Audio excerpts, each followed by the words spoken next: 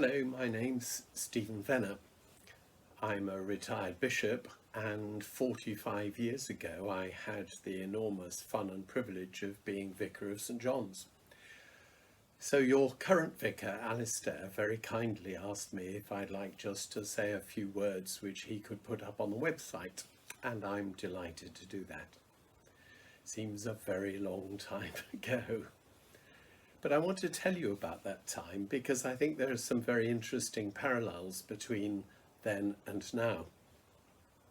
45 years ago, Judy, my wife, and I, together with our eldest son, who was very young, Edward, arrived in the parish to have a look round. We found a very small and very faithful community who wanted a vicar who would do what they were used to and lead them in morning prayer and to keep them worshipping as they had done for years. And bless them, when I said to them, well, I think there's more to do than that, and I think we need to take risks, we need to make significant changes, and indeed change just about everything about the parish, and to reach out to the wider community. Bless them, they all said, okay then. And that's what's happened. It was not easy for them. It was a bit like St Peter and St Paul, whom we've been thinking of these last few days. They were really torn because they wanted to keep the Jewish Christians on side, but they also realised that God was leading them out to people beyond the fringe of the church, people that perhaps had never heard the word of God before. And in the end, that's what they decided to do, however risky it was, and their work was incredibly blessed. And so it was with us. I mean, the years in which I was your vicar, and after me, Father Mark took over, all sorts of wonderful things happened as we reached out together as a community to the people who lived in the parish. Yes, we changed everything, and yes, it was uncomfortable, and yes, it was risky. But we were faced with the challenge and managed to enlarge the church building in order to get everybody in. And we managed to and had to enlarge the hall in order to put in and house the many groups of people who wanted to use it, the uniformed organisations, which are still thriving, I understand, and the honeypot, which is thriving, and the print centre. All of those started in an enlarged hall.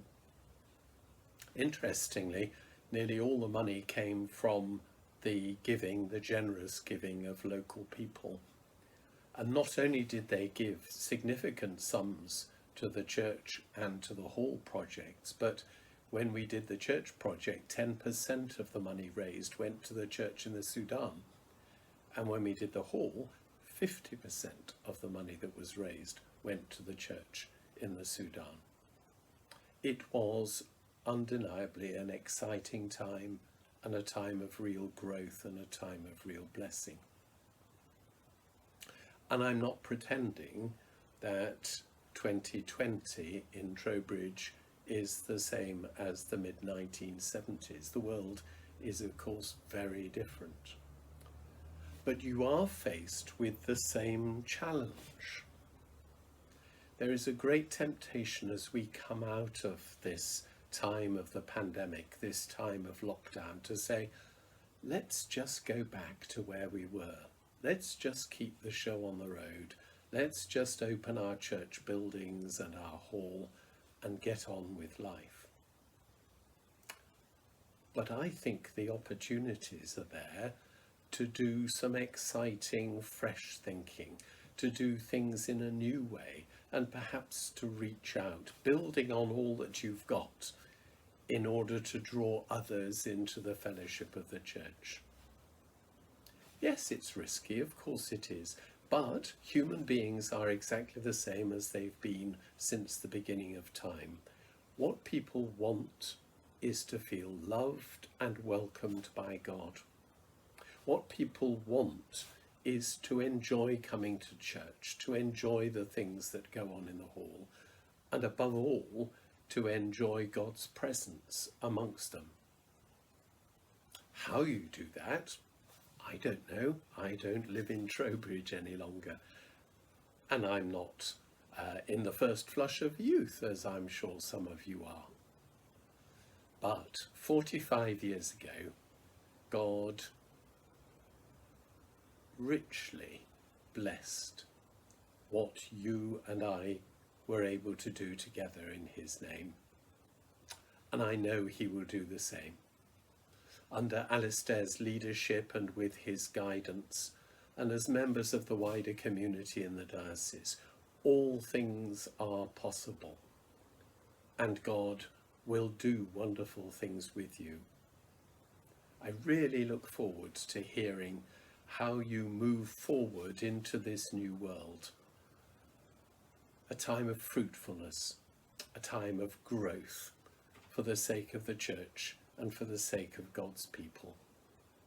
And I pray God's blessing on you as you go forward.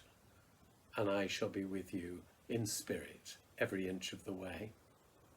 God bless you all.